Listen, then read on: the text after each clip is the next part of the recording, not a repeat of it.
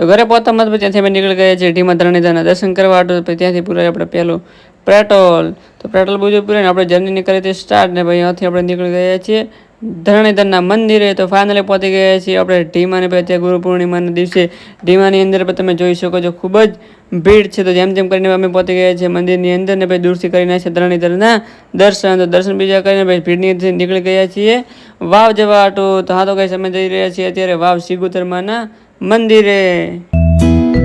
તો finally guys અમે પહોંચી ગયા છીએ માં સિગોતરના ધામ એટલે કે વાવ. તો ફાઇનલી ગાઈસ માના દર્શન બીજા કરી લીધા. તમને પણ કરાવી દેશે દર્શન બીજા કરીને માના મઢમાં થોડી વાર બેસી ને પછી ત્યાંથી અમે નીકળી ગયા છીએ પાછા ઘર તરફ.